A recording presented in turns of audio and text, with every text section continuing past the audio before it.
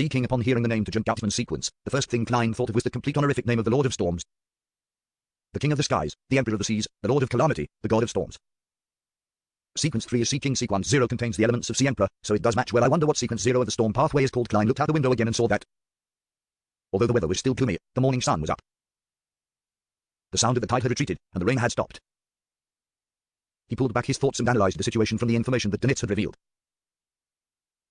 The potion name is Sea King, which means that the corresponding sequence 3 demigods, saints, have to act as a Sea King. And all acting has one premise, which is that one possesses all the powers needed.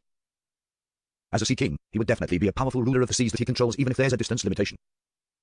He will be able to walk freely on the seabed, cause tsunamis as he wishes, raise the sea level, and control marine life fighting in their home ground. They're absolutely capable of suppressing all demigods of the same level. The King of the Five Seas and Queen Mystic are roughly at this level as well. It's just that there are differences in strength because of the different degrees of digestion and their grasp on their powers. But no matter what, as long as they're at sea, Sea Kings are nearly unbeatable. With the abilities displayed by the Sea King, coupled with the oceanic environment, if one hasn't seen the eternal blazing sun, true creator, and other true gods, it's not incomprehensible that people would worship him, believe in him, and pray to him. Many of the deities who received primitive worship might be at this level. They might not even be angels. Yes, don't look directly at God refers to a true deity. Previously, sea god Korvechu didn't give me such a feeling, nor did Amon's avatar. Of course, I can't be sure if the actual body of the King of Angels has some kind of attribute that also doesn't allow one to look directly at them. One is a sea god who's on the verge of collapse and at most, a sequence 3, while the other is a Sea King who is in good condition and is able to use sealed artifacts at any time. The outcome is obvious. Junkgautman would definitely be able to suppress Korvechu's madness to prevent the sea from drowning Bayan. He would prevent the entire Blue Mountain Island and its many cities from turning into a lost sea ruin. Just wait a few more days. Korvechu's madness will completely dissipate, which will end up resolving the matter. This is the simplest and most effective way to deal with the situation, and it wouldn't bring about any panic at all. Most people here wouldn't even detect anything amiss. However, there are also some problems. Firstly, there shouldn't be any other accidents. It's a mystery what that archaeologist, Letitia, did in Simim Island. She had single-handedly orchestrated the death of the sea god. Perhaps the forces backing her, either the Moses Ascetic Order or the Element Dawn, might take the opportunity to seek something. This is the greatest dormant danger. Yes, there should also be a high sequence beyond her in the Governor General's office and the military. This is a colony base the kingdom has, and the Sonia see things won't turn out too bad. Then, there are the fanatical believers who will most likely become sacrifices as Korvechu becomes madder and closer to its death. They are like stalks during the harvest, falling down in bunches. However, for the Church of Storms, this isn't too bad of a development. The most pious of the heretics would die with their deity, which would save them the trouble of screening and handling them. If they aren't too pious, they wouldn't be affected too much. And it's possible to reform them. The only drawback is that the Rorsted Archipelago will be lacking in manpower for a long period of time. Although such a problem is troublesome, as long as they grit their teeth, things can be resolved. Thus, the Church of Storms, Sea King Junkgautman is more likely to sit back and do nothing. Few. I wonder how many people will die in the native enclaves and slums because of this. Klein's thoughts were suddenly interrupted by a uniform set of footsteps and a roar high in the sky.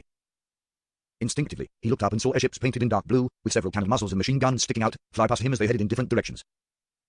On the main street, soldiers in red coats, white pants, and black leather boots were lined up in neat rows. They were carrying rifles and dragging cannons as contingents of them moved past. The tense and solemn atmosphere suddenly spread. This is a colony. Klein inexplicably felt mixed feelings as he sighed to himself. I wonder how long it will take the church to get rid of that sea serpent and find the place where it's hidden. That place is definitely a treasure trove with countless precious items. Danitz, whose main job was a treasure hunter, suddenly spoke, appearing both expectant and full of regret. His attitude had changed extremely quickly. He had already reduced the sea god to a sea serpent, using it as a pronoun. The church won't do anything other than keeping the matter suppressed. They'll see Korvechu perish just from waiting for a few days. Of course, members of the Church of Storms might not have that kind of patience. Especially when I've heard that Junkgautman's main job is being a high-ranking deacon of the mandated Punishers. It's just that with the archipelago isolated overseas, he also works part-time as a cardinal to unify his authority. Perhaps his style of doing things is more like that of a mandated Punisher. The place where Korvechu is hiding. That ruin is almost integrated into the spirit world. Finding it wouldn't be so easy. Otherwise, it wouldn't have led such an abject existence until today. At this thought, Klein suddenly had an idea. Finding the ruin where Korvechu is hiding would be very difficult to find from the real world. Since it has already perished, it's not something that can be found in a year or so, unless more accurate information is obtained. But if the search was done from the spirit world would make it even harder to pinpoint its location, but it doesn't completely lack options. Snake of Mercury Willoseptin had once done so with the help of his folded crane. I still have no idea how to do that exactly, but that's not important. I can ask Mr. Azaik. Death's domain control as part of the authority of the spirit world. The underworld, or should I say hell, was created by Phoenix ancestor Great Grace in the spirit world. A thought flashed through Klein's mind. He took out the ancient and exquisite copper whistle, put it to his mouth, and blew into it. He believed that even if he returned to the bedroom or entered the washroom, the messenger's massive body would be discovered by Danitz, who similarly had an untrivial spiritual perception. So he didn't avoid him. Danitz was imagining the treasures of sea god Korvechu when he suddenly felt a chill at his neck. He felt something inwardly, and he quickly activated his spirit vision before looking to the side. There, he saw white bones spewing out from the floor and flying upwards, forming a giant skeleton with an illusory head that pierced through the ceiling. The skeleton slightly lowered its head. Its two pitch-black flames at its eyes were visible even through the ceiling. The oppressive feeling brought by its massive body made Dunwich jump to the side. His body was half bent, and he conjured a scarlet flame in the palm of his right hand. What kind of monster is this? Dunwich looked at Gem and Sparrow in surprise, only to see him holding a copper whistle and lifting his head as he looked at the skeletal monster. Klein looked up at the huge messenger as the huge messenger looked down at him. Both parties seemed frozen in place. TSK, I was too anxious. I summoned the messenger before I even wrote the letter. Should I make it stay here or let it return first and let it come back later? I'm Gem and Sparrow now. Yes, Gem and Sparrow. Klein didn't say anything. He indifferently withdrew his gaze, took his time to find a pen and paper, and he began to write the letter. He gave a general description of the matter regarding sea god Corvetchu, but he concealed the fact that he had nearly been possessed and how he had to borrow the grey fog to dissipate the curse. He mixed in information about Corvetchu's ruins, where it hid, when describing the dream he just had. Perhaps a solution can be produced using the spirit world, but I lack the corresponding knowledge and hope to receive your guidance. Klein folded the paper and turned to see that the messenger's hand had clenched at some point in time. He pretended not to notice anything and threw the letter up. The messenger paused for a second, then it opened its hand and caught the letter. Its body suddenly disintegrated, and its bones crumbled down, drilling into the floor. What was that? Dunwich finally uttered a sound. Klein glanced at him and replied calmly, Messenger. Messenger? Dunwich was stunned for a moment before understanding what he meant. Such a huge and terrifying monster is actually a messenger used for delivering letters? Indeed, there's a powerful secret organization behind Gem and Sparrow. If I had such a messenger, everyone on the ship would envy me. It would be really, really cool. Dunwich thought of how he would brag and flaunt his messenger when he returned to the ship. Putting away Azite's copper whistle, Klein got a chair and sat down, prepared to eat breakfast in a while. After a while, he heard knocking at the door. Dunwich warily went over, and with the help of the peephole, he noticed that the person at the door was a middle-aged man with a boat-shaped hat. Elland, how did you find this place? Dunwich asked as he opened the door. The visitor was the captain of the White Agate, just Elland. With wrinkles at the corner of his eyes, Elland looked into the room and chuckled. When you were checking into this hotel, you used Gem and Sparrow's name for the registration. It's easy with a look. That's because this identity is quite proper and innocent. Besides, in the eyes of the Church of Storms, I belong to the military. Klein slowly stood up and said to Elland, what happened? Elland pointed outside and said, I am met with an accident, but it's not a big problem. The military has joined forces with the Church, and they're currently conducting a search and arrest operation throughout the city. They're searching for a few powerful Beyonders who are archaeologists in name. In order to find the target as soon as possible, the military has used all their resources, but it's still not enough for such a large city. Hey, they believe that although you're of unknown origin, you're very friendly to us. They hope you can help with the search and prevent any accidents from happening. The corresponding remuneration will be available after the matter. This is all thanks to you for exaggerating my degree of friendliness that has to say, after the Church of the Goddess and the Church of Steam and Machinery. I can once again receive money from the military. For a moment, Klein felt mixed feelings. Seeing that he didn't answer immediately, Elland added, although there won't be any major problems, the earlier we find the target, the earlier we can control the corresponding disaster. And perhaps that might save a few more people. Klein fell silent for a moment before gently nodding. Okay, seeing Gem and Sparrow put on his coat and hat and pick up his cane, Dunwich recalled that he had apparently been forgotten. He coughed once, and under the gaze of two pairs of eyes, he said, do I need to follow? It's best not to. Who knows what would happen. Before this, we had only stopped at Banzai Harbor, but we ended up encountering a rather strange situation. Last night, I brought Gem and Sparrow to visit the Resistance's liaison and ended up being involved with the sea god's curse. Today, if I were to follow this madman to search for Letitia and the other archaeologists, then who knows what would happen. Dunwich looked down and glanced down at his left arm, which was still tied with a splint. In a matter of days, he felt that he had encountered more events than he had in months or even half a year. You can stay here, but someone will be here for the sweep later. Elland laughed. Someone will sweep this area. And then the great pirate blazing would be caught and turned into gold pounds. Dunwich frowned and laughed dryly. Aside from the reward, there aren't many opportunities to earn money from the military. I'm very willing to give it a try. The only problem is that you'll have to wait a few minutes. I'll don a disguise, Mr. Captain. I don't want to put you on the spot by causing unnecessary misunderstandings. If I don't disguise myself, for a great pirate like myself to engage in operations with the military and the Church, it will only result in me being captured immediately. Dunwich imagined himself being pressed down, having a knee crushing his back, struggling like a catfish. After thinking for a few seconds, Elland took out an iron black mask from his inside pocket and tossed it over. Just put it on. I will explain the rest. Yes, there's no need to waste time on useless disguises, Klein evaluated inwardly. Without a word, he turned the handle and walked out of the room. Elland followed close behind, and Dunwich hurried to catch up with them as he grabbed his coat and put on the iron mask. When they reached the street where there was a lot of flooding but no pedestrians on the streets, Klein pressed down on his hat and asked, how do we start? Elland laughed. In regions. My Beyond the job has some special characteristics. As long as I see the person in the flesh, in a photo, or a sketch, then I'll be able to firmly remember the target's appearance and obtain an additional sense on an extraordinary level. Yes, I can also detect any abnormalities and grasp indistinct traces. When put together, it allows me to do investigative sweeps in a rather effective manner. Sequence 8 Sheriff of the Arbiter Pathway. Klein nodded thoughtfully and asked as they walked, "Do you have their belongings?" The poster Nitz had posted last night had a portrait of Letitia attached to it. Klein had used ritualistic magic to pray to himself and produce it. No, Ellen shook his head. We have yet to learn of their previous whereabouts. The only things that we can confirm is that they didn't return from Simi Island until around 3 p.m. yesterday. And after 2 p.m., no passenger ships left the docks. And that due to the weather this morning, only entry is permitted. In other words, Letitia and company haven't left by boat, yet Klein understood what Ellen meant. Then it suddenly let out a sneer. That doesn't mean anything. Maybe they left by yesterday afternoon and went to the other cities on the island. Blue Mountain Island was the largest island in the Rosted archipelago. It was very large in size and had dense forests and rich mineral resources.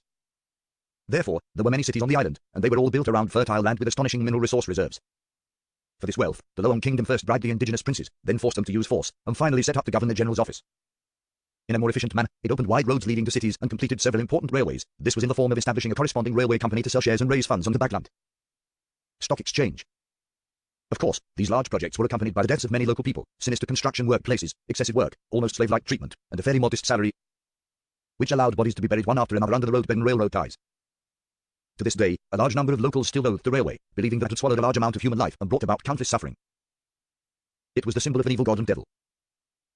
Ellen turned his head to glance at Dönitz and said, "If they leave by land, then there's nothing to worry about." "Why?" Dönitz asked, puzzled. "It's very simple. The roads that lead through the forest are controlled by the Resistance, and the majority of the Resistance are believers of the sea god. Hence, how would Letitia and the others, who were responsible for Corvettu's breakdown, dare to pass through these regions at night? If they dared to, then it can only mean one thing. They didn't realize the severity of the consequences of what they had done in the sea god ruins on Simim Island.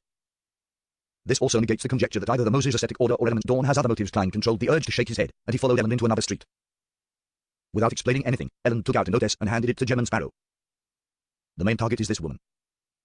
I drew this woman." Klein glanced at it before tossing it to the Nitz. At this moment, they heard the intense sound of fighting coming from the side room. "She has been found?" the Nitz asked the question Klein wanted to ask. "Probably not." Ellen shook his head. "According to the orders, the first thing to do when discovering the target is to release red fireworks. Once it appears, everyone will close in on that location. If one encounters other wanted criminals who they cannot handle alone, they have to release orange fireworks. Surrounding teams would rush over to reinforce them. If they're ordinary pirates or criminals, we have to handle them ourselves. Let's wait. Perhaps it's because the fireworks couldn't be released in time." While he was talking, the glass on the third story of the house facing the street shattered with a crack. A bear-like brawny man jumped down. His speed was extremely fast as he ran into the distance like a cheetah. At this moment, an enormous shadow enveloped him, and gatling sounds came from the sky above. The brawny man's body was almost torn apart by the machine gun fire as he fell to the ground without putting up any resistance. Blood flowed out and dyed the ground red. If the residents weren't forbidden to leave their homes, then they would have screamed. At some point in time, the airship had floated over, but it didn't stop and had turned toward another direction. Goldat, Dönitz recognized the victim. Seeing Gemma Sparrow turn his head over, he forced a smile and said, "This is the leader of the pirate crew. He's from Fisak, with a bounty of 950 pounds. Fisak, so they really are savages." He actually ran on a curfewed street, completely unaware to be on guard of attacks from above. That's right. Some pirates spent the entire night in a drunken stupor. They have no idea that even airships had been dispatched if he had planned his escape route. Then he might have been able to dodge the machine gun fire. Klein looked away and watched the monster in dark blue paint fly over the roof. When Dönitz saw the pirate's outcome, he was grateful that he had followed Gemma out. Seeing that the alert over here had been lifted, Ellen didn't linger any longer and led Klein and Dönitz to the area that he was in charge of. After walking quickly for 5 or 6 minutes, they saw a barricade at the intersection in front of them. Guns were mounted and cannons were set up. Loan soldiers in red uniforms stood guard over the area in silence. On the other side of the barricade, 20 to 30 corpses lay scattered on the ground, forming a vanguard formation. Their clothes were tattered and their faces gaunt, clearly indicating that they were natives. A little further away, several young native children were hiding in the corner. They were quietly looking at them in fear. Their eyes were dark and their faces were dirty. Klein and company fell silent for a few seconds before circling around the area. Backland, Chilwood Borough. Force lifted the ceramic cup from the table and felt the heat. She roused herself and quietly waited for any changes. The temperature of the hot water dropped rapidly, and a thin layer of ice appeared on the surface of the liquid. White frost appeared on the rim of the cup. "I'm a trick master now." Force closed her eyes in delight. She didn't waste any time after receiving the Spirit Eater's stomach pouch, immediately concocting the potion and completing the advancement. She obtained quite a number of spells with lower potency. Among them, Force's favorites were fog, wind, flash, freezing, electric shock, and tumble, which made people slip. Only at this point did she feel that she was a complete beyonder. She was no longer someone who could only pass through walls or rely solely on ritualistic magic. At almost noon, Ellen, with the help of Klein and Dönitz, had completed most of the investigation.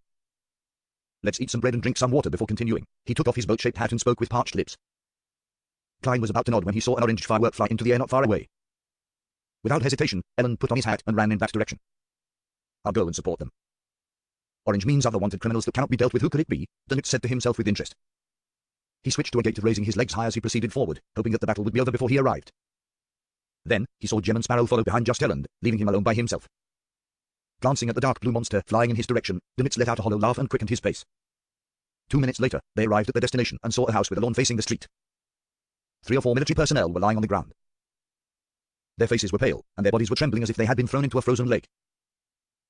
The more Klein walked in that direction, the colder it felt. It was as if he had arrived in the polar regions. Soon, he discovered that the ditches outside the house were filled with thick snow.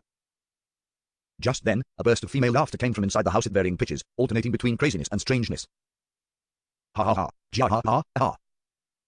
Ha ha ha, ja ha ha ha. Dunitz couldn't help but stop and touch his neck, which was covered in ghouls' bumps, with his right hand. With a clanging sound, the window opened and a charred body flew out. It landed hard on the ground, as if it were caught in an inferno. With just a glance, Klein was able to recognize through his spiritual intuition that this was one of the 3 male adventurers who had followed Letitia. The target appears to have been found. Klein looked away and made a rough judgment. As there were no portraits, the dead adventurer's face was burned black, which meant that Elend clearly didn't recognize this as one of their targets. After observing the situation and listening to the creepy laughter for a few seconds, he pointed to the 3 or 4 military personnel lying outside the house. Drag them back first, then wait for the other teams to arrive before launching our attack. He hesitated for a moment, then he raised his head to look at the approaching dark blue airship. Without another word, and without instructing Klein and Dunitz, Elend ran to the unconscious military personnel, whose faces were purple. Tap, tap, tap. The closer he got, the weaker his steps became. In the end, his body became stiff and every step he took became extremely difficult. Elend, who had been the bosun of the Imperial Navy, was experienced. He decisively stopped moving forward and turned around slowly, walking back 1 step at a time. The more he walked, the smoother it became.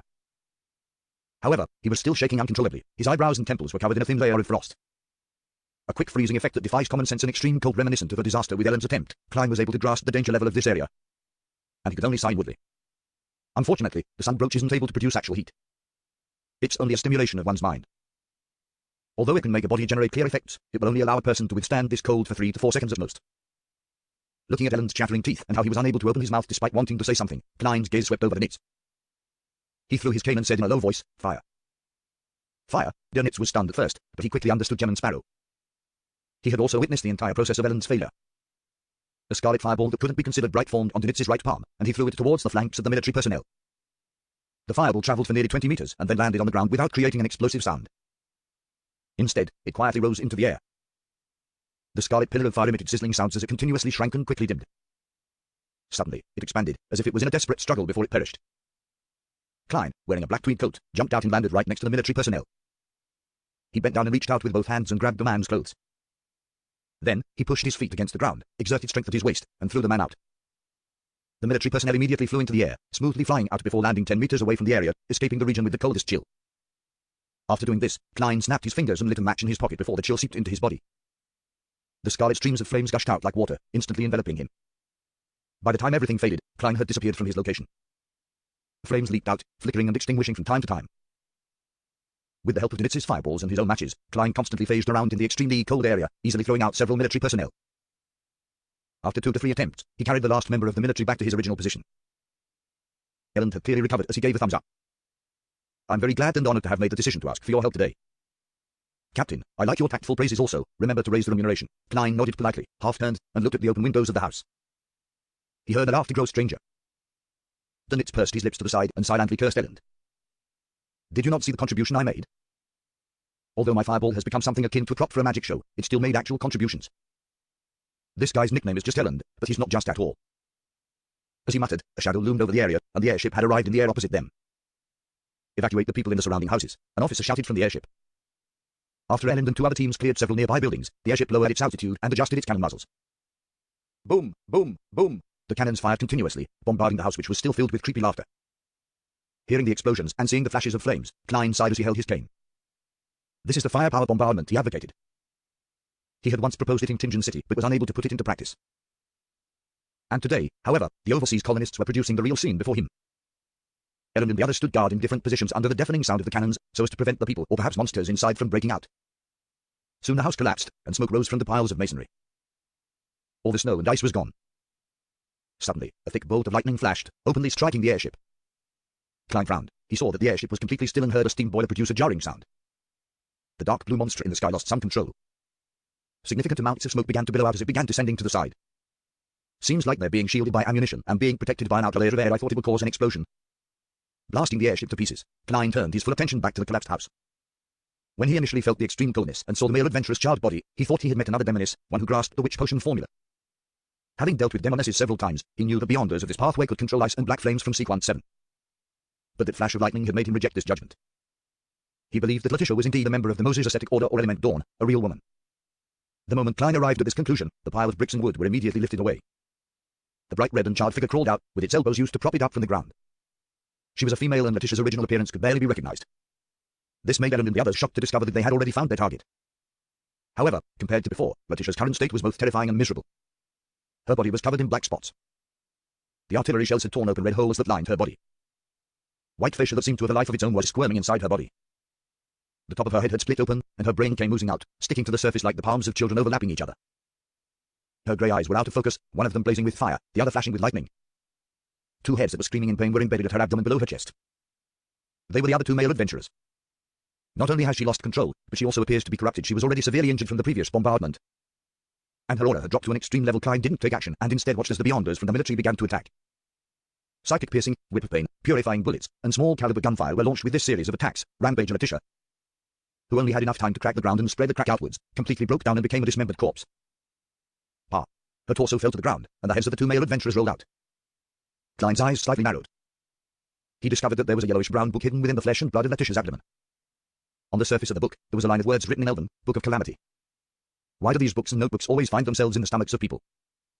It's the same as the Antigonus family's notebook last time, Klein lampooned. Then he suspected that the Book of Calamity was the item that the fake archaeologist, Letitia, had taken from the ruins of the sea god.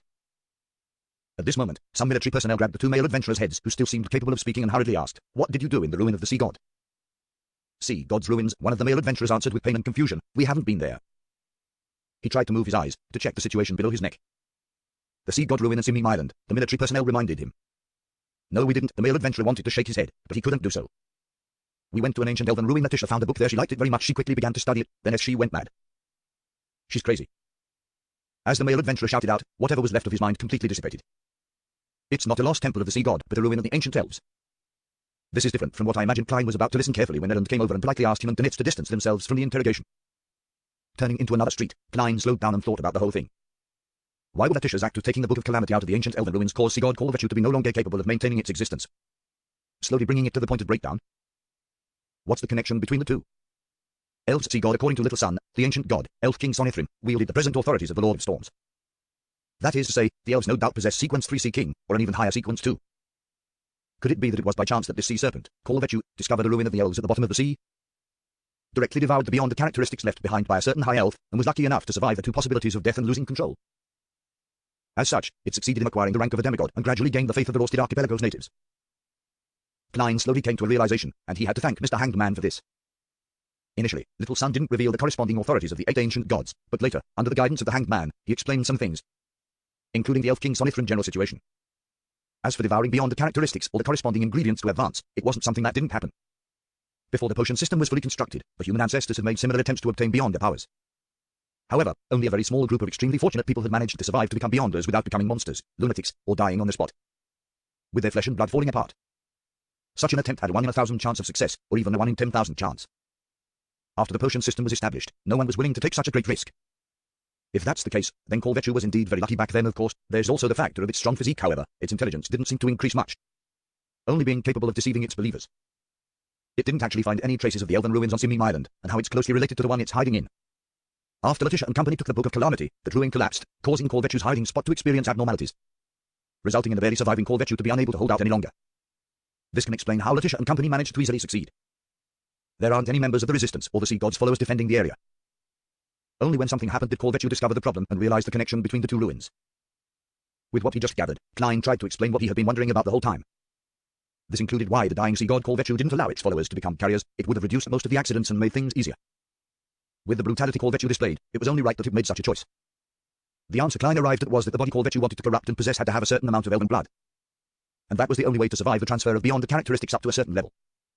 However, when Klein touched it, due to the grey fog and his uniqueness, it allowed Corvachu to instantly find the better target. Klein had just sorted out his thoughts when Erland caught up with the two and said with a smile, "We've found the target. The investigation is over. I'll bring you back to the hotel first, and I'll bring the remuneration in 2 days. Also, it's best if you don't go out today." Klein maintained Gem and Sparrow's character by only nodding slightly without giving any verbal response.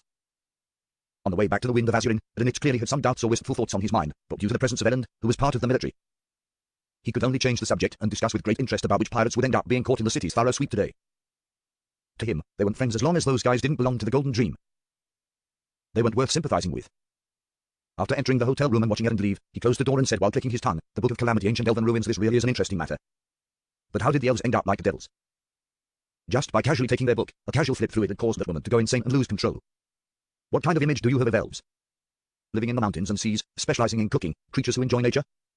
Hey, according to Little Sun, the 8 ancient gods before the cataclysm were all very tyrannical, very cruel, and very evil. Among them was the elf king Sonithrim, and the elves who believed in him and viewed him as their king couldn't have been any better. One can make a comparison with the members of the Aurora or the Beyonder races left behind by the Dark Epoch basically can't be associated with the good alignment that normal people have in mind. Klein replied in his mind. Of course, he didn't rule out the possibility that after the ancient gods fall, the dragons, giants, elves, sanguine, and other living creatures would gradually extricate themselves from the negative effects and become more normal. However, this was only limited to the middle and lower levels, and it didn't include the demigod powerhouses. And the high elf that left behind the Book of Calamity was clearly the latter. With a thought, Klein suddenly realized something. Donitz understands Elvish. He recognized the title of the ancient goatskin book as the Book of Calamity. Vice Admiral Iceberg has actually taught her crew to such an extent. Not only does it include ancient Fisak, but she has also taught them Elvish, which can stir up the powers of nature. Perhaps Jotunn and ancient Hermes are all part of the curriculum on the Golden Dream. They really are a bunch of pirates with knowledge and dreams. However, man captain, aren't you being a little overboard on certain subjects? Donitz is lacking in so many other aspects. That's right. The most important thing for a pirate, whose main job is to be a treasure hunter, has to be mastering the ancient languages. Klein ignored Donitz's comments and looked out the window. The sky remained gloomy, as if a heavy rain would fall at any time. It made one involuntarily feel suppressed. Klein nodded slightly, feeling slightly relaxed as he thought. Letitia has been found. Being aware of the ancient elven ruin on Simim Island, the Church of Storms and the Kingdom's military will likely use its connection to the place where Corvetchu is hiding to find the sea god that is becoming progressively crazier. Or they might use the ruin to speed up its collapse. That way, apart from the most fervent and pious sea god believers dying, the rest basically won't suffer any harm. Klein had originally thought of using the spirit world to locate sea god Corvetchu's hiding spot after it died before the official Beyonders did. He could then infiltrate it, taking the treasure with him. But even before the plan had begun, the appearance of the Book of Calamity pushed his plan to the verge of failure. Phew, it's fine. It only existed in my imagination, and it never belonged to me. It's fine if I don't get it. I don't even know what I'll get. Letting this matter get resolved this way is for the best. Klein withdrew his gaze from the weather, his mood calm and relaxed. He just inevitably felt a slight sense of loss. That day, he and Donitz followed Elend's advice and didn't head out again. They only remained in the inn. In Bayam City, there would be the sound of gunfire and explosions from time to time. This continued until the sky turned dark. The next morning, Klein got up on time and found that there were layers of clouds in the sky and the sky remained dark. This meant that the confrontation between the Church of Storms Cardinal, high-ranking deacon of the mandated Punishers, Jin Gautman, and sea god Corvetchu was still ongoing. Klein felt pain in his stomach and prepared to head to the washroom with the newspapers. However, he gave up on that idea when he saw Donitz leisurely reading a newspaper while lying in a reclining chair, munching on a piece of white bread in his mouth. Reading a newspaper while on a toilet doesn't match Gem and Sparrow's persona. Although it would be boring, I mustn't slack off on acting, sigh. I once again found a difference in the behavior between my true self and my disguised identity. Klein summed it up in silence and went into the washroom. He took off his pants and sat down on the toilet, staring almost in a daze at the pale white wall in front of him, as if he could read words from it. At this moment, his spiritual perception was triggered. He hurriedly tapped his molars and activated his spirit vision.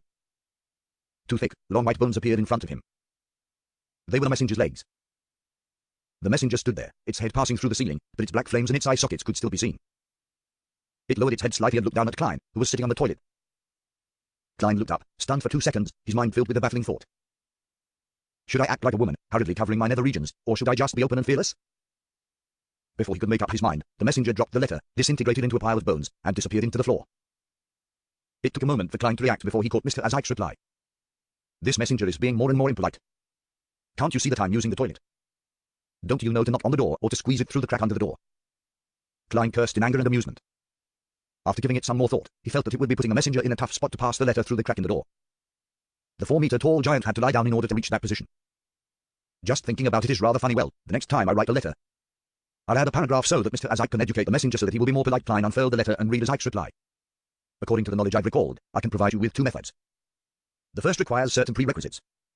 If a unique item belonging to you or someone else is located where sea god Corvetchu is, you can use divination to easily locate its position. The other prerequisite is that you can enter the spirit world. I have plenty of methods for this. I'll list the most common 3. The second method is to use a secret deed ritual and pray to Red Light Ayla Moria.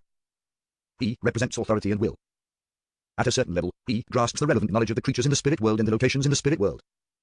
So Red Light of the Seven Pure Lights is named Eomori, and the principle of a secret deed ritual is to adjust one's state, release one's mind and body, and align oneself with the target of the prayer bit by bit. Finally, an overlapping will occur, allowing one to acquire the corresponding knowledge. And this kind of alignment and overlapping is relative. While acquiring knowledge, my secrets will also be open to the target of the prayer. I can't trust Red Light, I have too many secrets. Klein's first reaction was to rule out the second approach. As for the first solution, there was also the chance of failure. Klein didn't have any unique items located where Seagod Corvetchu hid itself. Either I use the help of the resistance and send something to Corvetchu, or I'll have to find the original owner of an item sacrificed to Seagod from its believer. Furthermore, it has to be unique. Send something to Corvetchu as he thought. Klein suddenly had an idea. He braced himself and considered it over and over again, thinking that there was a certain probability of success. After finishing his deed in the washroom, Klein washed his hands, took 4 steps counterclockwise, and went above the grey fog. He planned on attempting divination and received the revelation that there was danger, but it was manageable as long as it was handled properly. With all of this done, he returned to the living room and walked towards the reclining chair. Dinitz immediately sat up and said with a dry laugh, "Is there something?" "Do you know the words of the prayer relating to the sea god?" Klein asked with an unperturbed tone. Dinitz spread out his hands and suddenly hissed. "Dogshit," he softly cursed his injured arm and switched to smiling. "Yes, I've seen a few members of the resistance hold rituals. Ah, the details are, adorer of the sea and spirit world, guardian of the Rorsted archipelago, ruler of the undersea creatures, master of tsunamis and storms, the great Corvetchu. By the way, the 2 instances that it was effective were recited in Elvish. Adorer of the sea and spirit world, its bearing is very low. It's not the same as my honorific name, that's true. I created it by copying it from the 7 true gods." Klein nodded gently and said, "Do you know where there are empty warehouses and abandoned houses?" "Of course, every great pirate knows a few," Dinitz replied without hesitation. Klein turned around and walked towards the coat rack. "Take me there." "To do what?" Although Dinitz was puzzled, he didn't dare ask. "In the dock area, in a dirty and dilapidated warehouse." Dinitz watched Gem and Sparrow take out 3 candles and several metal bottles. Unable to hold back his curiosity any longer, he asked, "What are you planning on doing?" Klein didn't look back and replied very calmly, "Sacrifice." "To whom?" Dinitz pressed with interest. Klein set up the altar, took out an iron cigar case and calmly said, "Corvetchu." His plan was to give something directly to Seagod Corvetchu. As long as Corvetchu accepted it, he could use divination and other methods to find its hiding place. As for whether or not Corvetchu would accept it, he had certainly considered it, believing that it was a definite possibility. As Corvetchu was currently on the verge of death, it was in a state of extreme madness, with little sense of reason. It acted on instinct alone, and it might have a strong desire for the aura of the grey fog. Therefore, Klein was prepared to sacrifice an iron cigar case that was often placed above the grey fog. He wanted to see if Corvetchu would accept it or not, and if he didn't, he wouldn't suffer any losses. He could then pretend as though nothing had happened. Sacrifice to Seagod Corvetchu. At that moment, Dinitz found his brain lacking. He couldn't comprehend what was on Gem and Sparrow's mind. "Are you crazy? How could it accept your sacrifice? Even if it's accepted, what would be the point?" "It's dying, and it's very dangerous," Dinitz blurted out. Immediately, he added inwardly, "No, Gem and Sparrow isn't crazy, because he has always been crazy." Klein glanced at him and simply said, "In this domain, I'm an expert. When it comes to sacrificial rituals, I'm an expert." Klein wasn't modest about this. Dinitz felt choked, unable to say a word. He quickly stepped aside and watched as Gem and Sparrow lit the candles, burned some powder, and dripped some extract. Taking in the smell that pervaded the air, he couldn't help but raise his voice. "Are you using the wrong materials, right?" He remembered that the resistance didn't use things like full moon essence oil, slumber flower, or chamomile when sacrificing to the sea god. "It's not like you're praying to the Evernight goddess." Klein turned his head to look at him, then he returned his gaze to the altar. "That wouldn't be an issue." As a professional who often offered and received sacrifices, he was very aware that the burning of extracts, essential oils, and herbal powder mainly had 2 uses. One was to help the ritual's host to better adjust his spirituality and enter the proper state, and the other was to please the corresponding deity, to please the target of the sacrificial object, and to increase the probability of a response. In this aspect, every deity had certain characteristics and preferences. This sacrifice, on the other hand, mainly relied on Corvetchu's abnormal state of mind. It had gone completely crazy, and it thirsted for the grey fog's aura. Neither of the 2 could be missing, and everything else wasn't important. As long as the aforementioned 2 conditions were satisfied, pleasing Corvetchu or not didn't affect the ritual. It neither increased the success rate, nor would it increase the possibility of failure. It could be completely handled in a perfunctory manner. If Corvetchu still retains its reason, and even if I were to strictly follow the requirements of its ritual, do you think it would respond to me? Klein silently lampooned and took half a step back, ready to start the most important part of the ritual. He thought for a moment, then without turning his head, he said directly, "Stay further away." Me? Instead of getting angry, Dinitz was overjoyed. He quickly nodded. "All right, okay." He rushed to the door of the warehouse, planning to escape the moment something went wrong. Klein half closed his eyes, cogitating about the countless spherical lights that overlapped each other, and he quickly entered the proper state. He chanted softly in Elvish, "Adorer of the sea and spirit world, guardian of the Rorsted archipelago, ruler of the undersea creatures, master of tsunamis and storms, the great Corvetchu. Your devoted servant prays for your attention. I pray for you to take this offering. I pray for you to open the gates to your kingdom." As he said the awkward sentences one after another, the sound of wind rose within the wall of spirituality, as if it was going to overturn everything. Klein's clothes fluttered in the wind as he took out another small metal bottle that he had prepared beforehand. He poured about 5 milliliters of the remaining 1,000-faced hunter's blood into the air. This was a material filled with spirituality.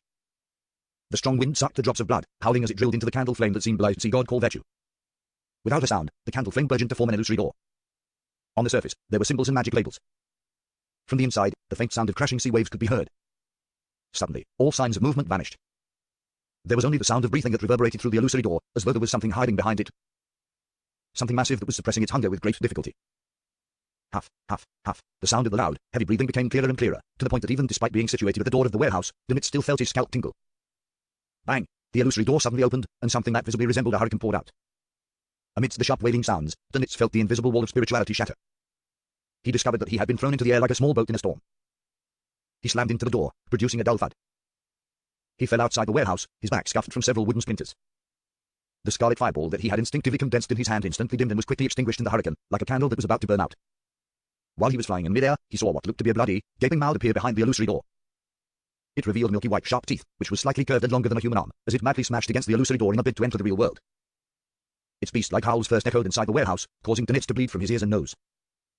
Klein also flew up into the sky as a result of the hurricane, and his line of sight was immediately occupied by a bloody, massive forked tongue that burst forth with sparking lightning. His body was scorched black as it stiffened in the air. The forked tongue pierced through his body as it was reduced to ashes.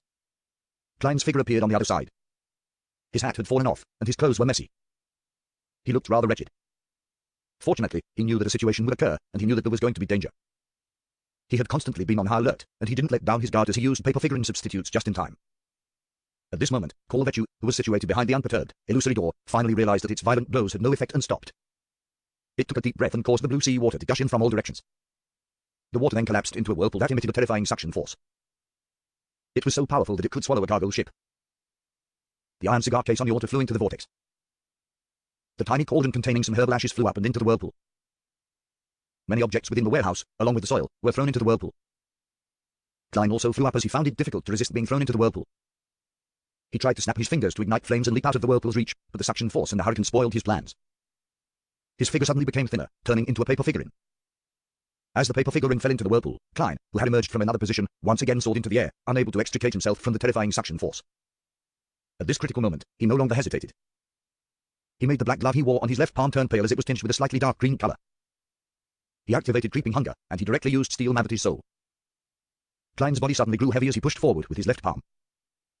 An ice wall, that wasn't too thick, solidified in front of him, helping him temporarily isolate Sea God's whirlpool.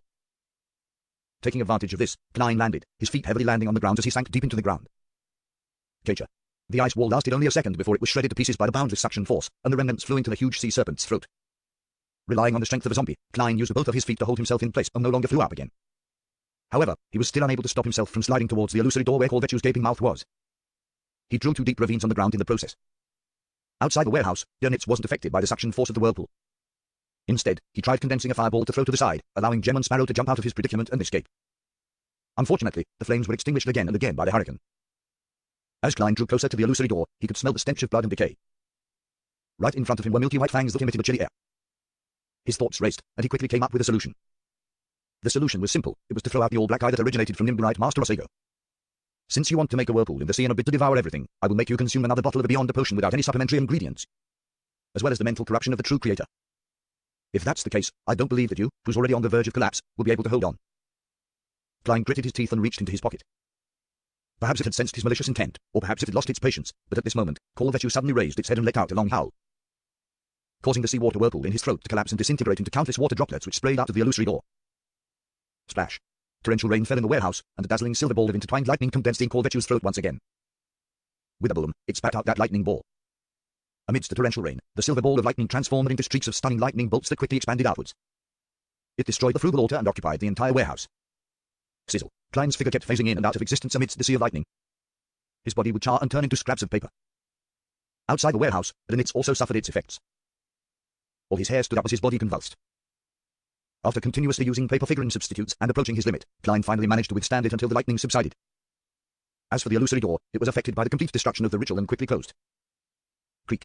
Sea God Call Virtue's hisses of indignation were isolated by the door. After a moment, the illusory door completely disappeared. The surroundings were in a wretched mess. Only a candle was left on the altar, weakly swaying its flame. Bang! Dinitz leaned forward against the warehouse's wall, barely standing at the doorway. He tried to speak, but he couldn't stop convulsing. He could only express his grievance with his eyes. Gemon Sparrow is really a madman. I can still remember the horror I experienced in Banzai Harbor, and I still have nightmares about it. Previously, when he was picking out items offered by the Resistance, he attracted the curse of the sea god. I was so frightened that I almost ran away while on our journey back this time. He even did some sacrificial ritual and nearly summoned Corvettu over. It was really extremely dangerous just now. Why does he love to take risks so much and enjoy causing major trouble? Time after time, he searches for thrills while on the brink of death. Is this a manifestation of his craziness, or is there another reason? Sea god Corvettu is still very strong. Even though it's on the brink of death, and there's the door of sacrifice in between us. It was still able to release a portion of its strength that could easily finish me off as expected of a demigod that can fight against a sea king. Klein pulled his feet out of the ground and saw that his boots were in tatters. At the same time, he found that, regardless of it being due to luck or inevitability, Corvettu had accepted his sacrifice in all sense of the word. This was because the huge sea serpent had swallowed the iron cigar case which had been tainted with the grey fog Zora and many other things while producing the whirlpool. In other words, I can try to locate its hiding place in the spirit world. But I'll have to wait for its death so that it can't interfere and resist my divination. This search would require me to enter the spirit world. And I can't keep using the grey fog forever. Klein quietly let out a breath. He felt the glove on his left hand become filled with an indescribable madness and hunger. It seemed like it was going to devour the wearer if it wasn't fed. There are no sinners around. Klein turned his head to look at Danitz, who was standing by the door. Danitz's mind suddenly tightened. He felt as if he was being targeted by a monster and was about to become food for the other party. The hunger he felt at a spiritual level had made him tremble slightly. He yearned to immediately turn around and flee. Then he heard Gemon Sparrow's indifferent voice. Close the door from the outside. All right. Resisting the residual pain from the electric shock, Danitz moved the door which had been sent flying open, barely closing the hold. Klein seized the moment to carry out a sacrificial ritual. He prayed to himself and responded to himself by throwing creeping hunger that was about to lose control above the fog. The mystical item that had frightened Danitz, so much so that he didn't dare to resist, immediately became docile, gentle, and tame. Upon returning to the real world, Klein extinguished the candles, put away the remaining items, and carefully checked the situation in the warehouse. Luckily for him, the whirlpool of seawater created by Corvettu had completely wiped the area clean, leaving only the subsequent sprays of rain, the blackened patches from the lightning strikes, and sparse piles of ash, as well as the ravines produced by Klein's 2 feet. The traces are easy to deal with. I can get Danitz to use his fireball to wash the place later. Disguising it as an internal strife between pirates, Klein nodded indiscernibly and pulled out one of the few remaining paper figurines. He shook his forearm and flicked his wrist. The paper figurine flew out and burned on its own before turning into black ash. After doing all of this, Klein walked towards the door, frowning as he walked. The soles of his boots were gone, and the rest of his clothes were tattered and torn, wet, or charred. This was unavoidable under those circumstances, as it wasn't something a paper figurine could withstand. The tearing was a result of the potent suction from the whirlpool. The moist sensation came from Corvettu's torrential rain. And the charred black marks were a result of being struck by bolts of lightning in the interval when Klein was using his paper figurine substitutes. Even now, despite having calmed down, his right forearm still spasmed a few times due to the electric shock. It cost me £8.6. Sorry, I had to get a new set of clothes. I had divined danger and had made preparations. But I didn't expect Corvettu to be more powerful and crazier than I had expected. I hope that I'll gain something later. Klein silently shook his head. He restrained his expression and endured the pain before coming to the door and knocking 3 times. Danitz, who was constantly uneasy, hesitated for 2 seconds before he opened the door. Discovering that Gemon Sparrow had returned to his cold and reserved state, with him no longer emitting a hunger and madness that struck terror to his spirituality, Danitz let out a sigh of relief. He took a glance inside and asked, "Is it over?" No. Klein curled the corners of his lips and revealed a gentle smile. Not yet. Danitz jumped in fright. What else needs to be done? Klein maintained his smile that concealed madness. A clean-up is still necessary. That's basic courtesy. A clean-up. Danitz was stunned. Raising his right hand, he pointed at himself and said, "Me?" The corners of Klein's mouth widened. Or shall I do the honors? Then I would be eaten by creeping hunger. Danitz let out a hollow laugh.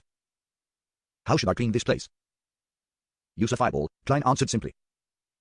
As a part-time pirate, it didn't take much effort for Danitz to understand Gemon Sparrow's intentions. He walked past him and headed for the interior of the warehouse. During this process, he had a few questions in his mind, which were quite puzzling. Captain said that creeping hunger needs to devour a living person every day, but Gemon Sparrow can only satisfy it after a battle. He usually doesn't bother with it. Besides, in that battle just now, Gemon Sparrow had used Steel Mavity's ice powers. He didn't feed it after. Strange, what secret lies behind this? A seal of a certain level, or can it be that the organization behind him is capable of sealing creeping hunger? As Danitz cleaned the warehouse, Klein stood outside, looking up at the overhanging dark clouds, looking forward to what would happen next.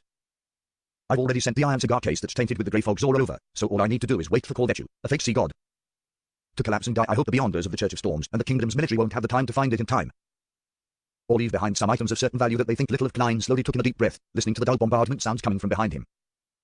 In a hotel, Al just stood at the window, staring out at the overcast sky. I received the Sanguine's anesthetic gas not long after the last tarot gathering.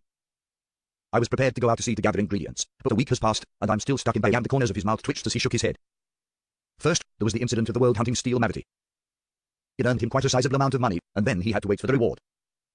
After that, when the reward was obtained, he encountered the breakdown of that sea serpent, Corvetchu, and was ordered to search for the adventurers and archaeologists, Letitia and company. I heard that during the investigation yesterday morning, Letitia and the others were found. The mandated punishers and the military seem to have obtained some important clues, and quite a number of them went to Simi Island. Hey, this is something that I'll never have dibs on. Alger retracted his gaze, pulled up his short robe that didn't reach his knees, and muttered to himself. Let it end as soon as possible. Once Corvetchu was completely dead, and the Tsunami was no longer a latent risk, he could leave the harbor. After leaving the City of Generosity, Bayam, he could work at advancing to Sequence 6 Wind Blessed. As his mind whirred, Alger's heart skipped a beat, and he turned around to look out the window. He saw the clouds high in the sky quickly dissipate, with the crimson moon quietly hanging in the sky. Klein slept until midnight, when he was suddenly jolted awake. He had vaguely sensed something. He rolled out of bed, went to the window, and pulled back the curtains. Crimson moonlight shone in, covering everything like frost. It was cold and dreamy. Klein looked out and saw that the clouds which hung low had disappeared. The bright crimson moon was high in the sky amidst the sparse stars. This means that the confrontation between the Sea God and Sea King has ended. Klein pondered for 2 seconds, retracted his gaze, closed the curtain, took 4 steps counterclockwise, and went above the grey fog. He sat at the end of the long, mottled table, took out a gold coin, and began to recite a divination statement in a low voice. Corvetchu is completely dead. After he repeated this 7 times, he flicked the gold coin and watched it leap upwards and tumble down. The gold coin landed in Klein's palm, and the king's head faced up. It meant a positive result. It meant that Sea God Corvetchu was completely dead. As expected, the ancient elven ruins on Simi Island and the hiding place which Corvetchu used to maintain its existence are closely connected. The mandated punishers and the military have just received the book of Calamity, and since they only learned about the ruins for a little more than a day before, Corvetchu couldn't hold out much longer. I thought he could forcibly survive for 2 or 3 more days. Klein sighed, and tried to divine whether the official Beyonders had already entered Corvetchu's hiding place. Unfortunately, due to the lack of information, his divination failed, and he was unable to obtain any revelations. After thinking for a while, Klein changed his angle, undid his spirit pendulum, and began to divine if it was dangerous for him to search and explore Corvetchu's hiding place. As this involved himself, he quickly received a conclusion. The topaz pendant was rotating counterclockwise at a not-so-fast frequency and low amplitude. It's dangerous, but it's acceptable. The danger is even less than the sacrificial ritual. Klein nodded gently, returned to the real world, and began his preparations for his operation. He locked the bedroom door first, then he arranged the ritual to summon himself. Once again entering above the grey fog, Klein picked up the Dark Emperor card and placed it inside his spirit body. All of a sudden, he turned corporeal as if he was of flesh and blood. The surrounding black fog stuck to the surface of his body and formed a majestic aura. It was as if he was entirely clad in physical armor, but on his head was a gorgeous pitch-black crown. Looking at the human-skinned glove on the table, Klein hesitated to put it on. Above the grey fog, Creeping Hunger was almost in a sealed state. It didn't dare to make any unusual movements, but once it left the area, the uncontrollable hunger would cause harm to its wielder, whether they were alive or in spirit body form. Amidst Klein's considerations was whether the Dark Emperor's high level could suppress the creeping hunger inside his spirit body and keep it normal. I'll give it a try. If it doesn't work, I'll end the summon and return here. This will hardly require any time, and there's no danger. Klein picked up Creeping Hunger and put it on over the iron black armor gauntlet. He didn't hesitate any longer and stepped into the door of summoning. With the help of the expanding candle flame, he arrived in the real world. Without being careless, Klein's first reaction was to check the state of Creeping Hunger. He found it calm and submissive, subservient to the high level of the Dark Emperor. Not bad. With a sigh of relief, Klein placed the mystical items, such as Azite's copper whistle, the biological poison bottle, and the sun brooch, into his body one by one. Finally, he picked up his black hardwood cane and prepared to use it to search for his lost iron cigarette case that had been tainted with the grey fog's aura. Of course, in order to find the place where Corvetchu was hiding, one had to first enter the spirit world and pinpoint the location from within. Otherwise, it would only fail. As for how to enter the spirit world, Klein didn't consider the 3 methods provided by Mr. Azite. As a spirit body with intelligence and the ability to think, how was he not able to find the spirit world and enter it? He calmed down a little and recalled the scene of countless spherical light. His body and mind quickly became tranquil. His thoughts gradually became empty as his consciousness gradually extended and expanded. He soon discovered that he was surrounded by indescribable illusory, transparent things. All the colors became bright, distinct, but overlapping, and the grey fog had grown so faint that it seemed to cover everything in an ethereal manner. In the depths, high up in the sky, there were 7 rays of lustrous brilliances that shone with different colors. They seemed to possess life, and they contained immense knowledge. This was the spirit world. It completely overlapped with reality and was omnipresent. If I happened to encounter the mandated punishers or military personnel, I would immediately end the summoning and return above the grey fog. Klein took a step forward. After easily entering the spirit world, he felt his body become illusory. The black cloak behind him fluttered up slightly, and the hardwood cane in his hand stood upright. He said in a low, dignified voice, the location of my unique iron cigar case. While chanting, Klein felt tense for a baffling reason. In the saturated and distinct colors of his surroundings, pairs of indifferent and eerie eyes glanced over. After repeating it 7 times, Klein released his grip and waited for the revelation. The black hardwood cane floating forward at an adequate speed which was neither too fast or slow. Klein followed it, flying through the real, the illusory, the strange, and mysterious spirit world. Here, if he lost his bearings, it was very easy to end up completely lost and never be able to leave again. Of course, there wasn't a problem for Klein. If he really got lost, he could end the summoning and return directly to the space above the grey fog. Klein chased after the black cane, which was sometimes thrown and sometimes dropped, shuttling back and forth between distinct and overlapping colors. He passed by half-hidden spirit world creatures that couldn't be accurately described, and it was hard to know how far he had traveled. Suddenly, he saw an eye. It was round, with clear blacks and whites. The eye looked at him without blinking. There was no head, nor was there a corresponding body. The huge eye, which had its blacks and whites clear, appeared translucent. It floated quietly behind saturated, overlapping colors. Klein couldn't tell if it was hostile or friendly. At this moment, Klein remembered a passage from the sites in the spirit world.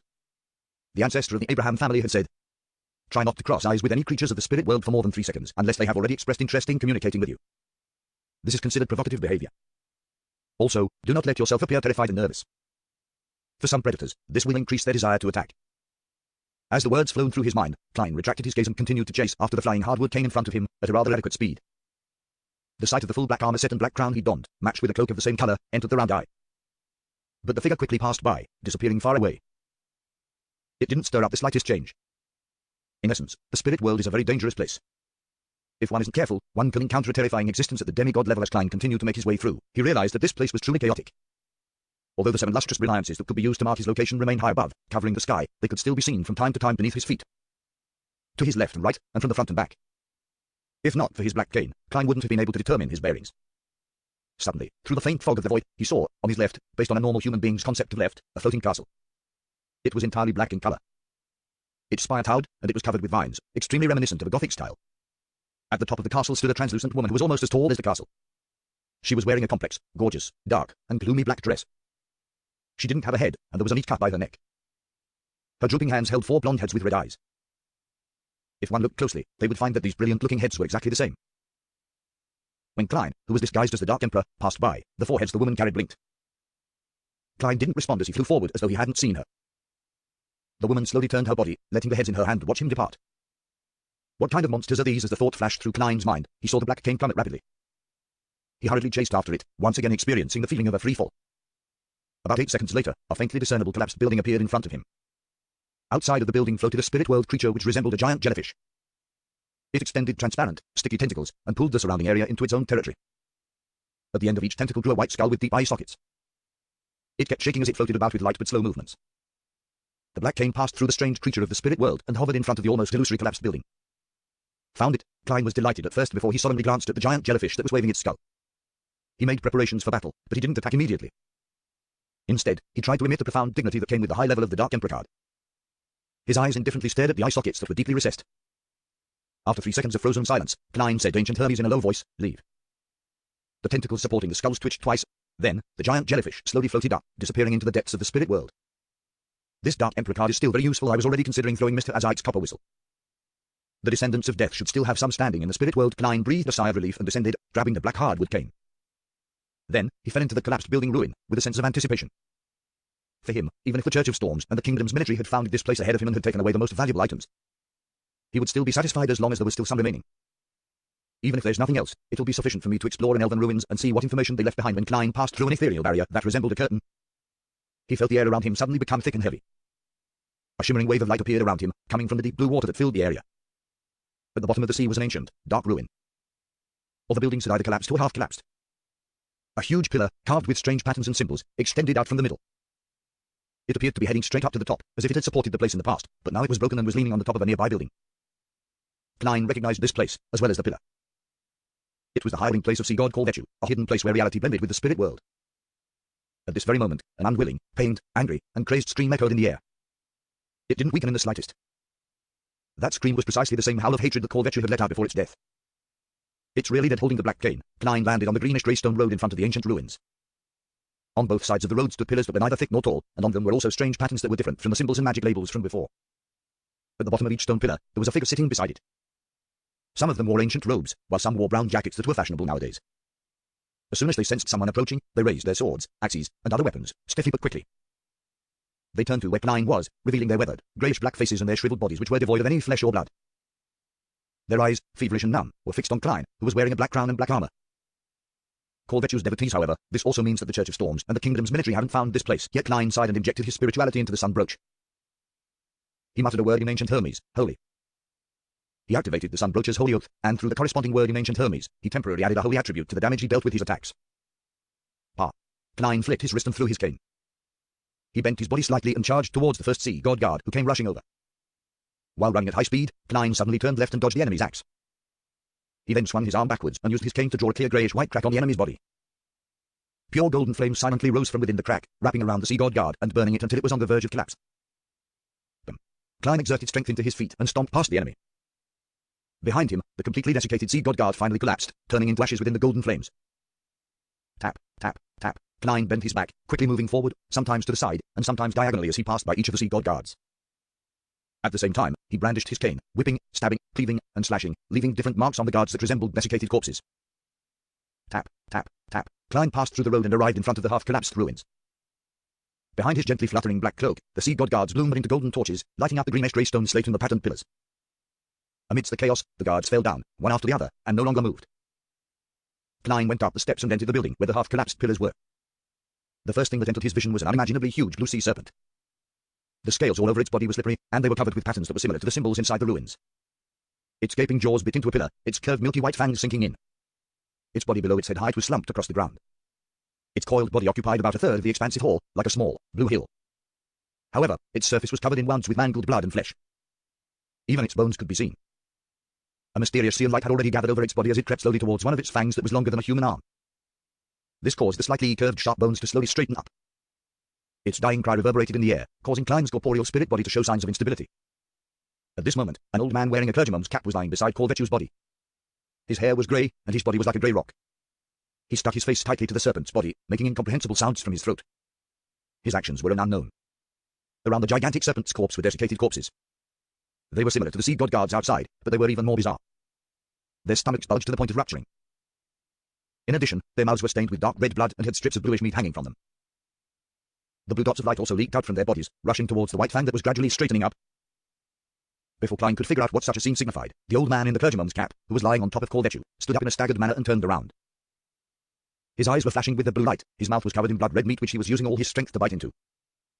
In the place where his face had been stuck to, the snake's body was mangled. It was missing a lot of flesh and blood, and even its bones were almost visible. He was eating up the corpse of sea god Corvetchu. This Klein frowned, roughly understanding what was happening. After Corvetchu's death, the priests and guards in the hall lost control and began to frantically devour its flesh and blood. At this point in time, the beyond the characteristics had yet to appear completely.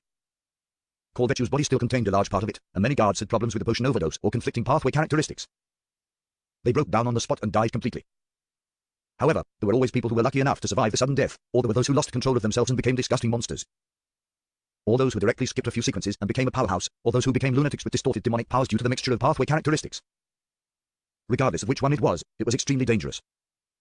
Klein looked down from the surviving priest's face to see his belly bulging like a pregnant woman's. A strong burgeoning and contraction appeared there, resembling a huge heart.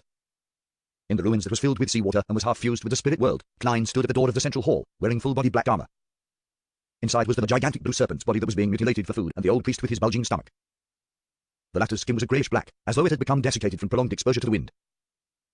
His eyes flickered with an azure blue glow as he stared intently at the guest, who wore a black crown, as though he was considering where he should start his meal from.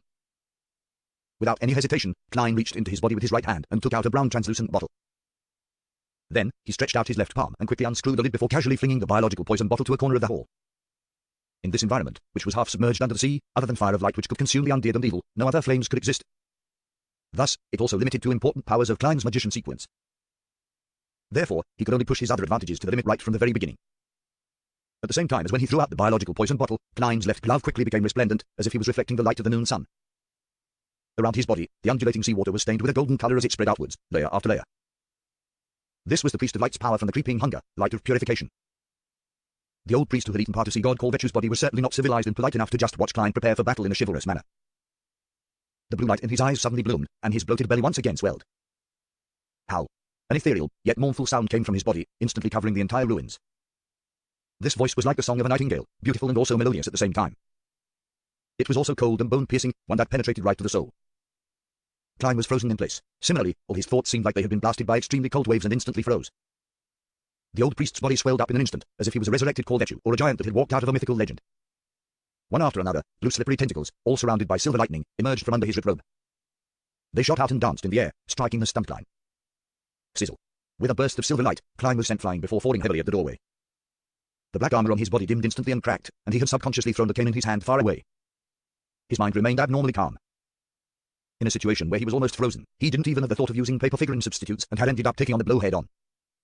If it went for the Dark Emperor card and Azik's Tope whistle, which were simultaneously reinforcing his spirit body, with him essentially being a sequence 6, he would have been seriously injured and even killed instantly. The tentacle surged over again and struck down. Klein, who was jolted awake by the electricity, agilely somersaulted away, barely dodging the attack. He glanced at the man's body. He turned around immediately and ran out the door without any hesitation. It was a determined and decisive action. Tap, tap, tap. As Klein ran and flew as though he was pathetically fleeing for his life, the old priest's silver lightning enshrouded blue tentacles were chasing him from behind in a bid to pull him back into the hall, but Klein would nimbly change direction, dodging with his agile movements and timely somersaults. Seeing that things weren't going as he wished, the old priest's belly expanded once again, and his cold voice resounded in the ruins. But this time, Klein was prepared. Although his body remained stiff and bogged down, it was soaked by the seawater before turning into a pile of soggy paper. At last, the old priest moved. With heavy but swift steps, he attempted to catch up to his enemy. The colossal figure rushed to the door, and the colossal figure slammed onto the collapsed roof and wall with a bang. The door here was originally large enough for a creature like Corvetchu to pass through. But the collapse of the ruins and the madness of this sea god before its death had caused the place to collapse. The collapsed rubble left the door with an opening that was 2 meters tall and 1 meter wide. As for the old priest, whose mind was clearly abnormal, he had slammed right into it, causing him to be stuck. Klein, who had been waiting for this opportunity, stopped and turned around. He half closed his eyes, straightened his back, and spread open his arms. A beam of golden light descended from the sky, pounding the old priest's body directly. Patches of his robe that hung over his body had ignited, and his greyish-black skin and flesh fell to the ground in chunks, melting and evaporating under the pure radiance. It was only then that Klein made out what the oddity in the old priest's belly was. The swelling was intense, especially in several areas, forming the complete outline of 2 eyes and a mouth. It was as if there was someone hiding inside the old priest's stomach, putting their face there in an attempt to escape.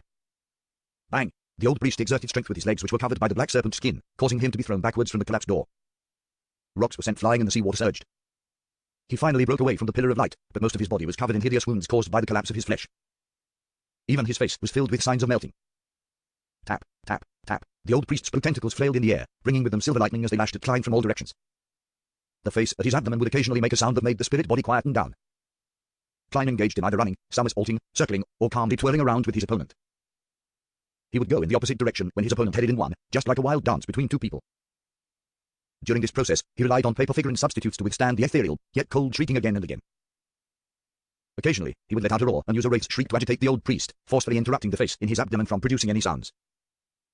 Time passed, second by second, and the crazy, old priest who had been keeping his hands down, suddenly raised them and pressed them against his stomach. He pulled with his arm, forcefully tearing the silhouette of the mouth into a gash. Blue pus gushed out of it as a dense array of sharp teeth grew out. With another roar, the seawater around him gushed towards the mouth, forming the terrifying whirlpool that Corvetchu had previously created. Klein, who was dressed as the Dark Emperor, was sucked in, and the lightning tentacles around him were retracted, about to embrace him.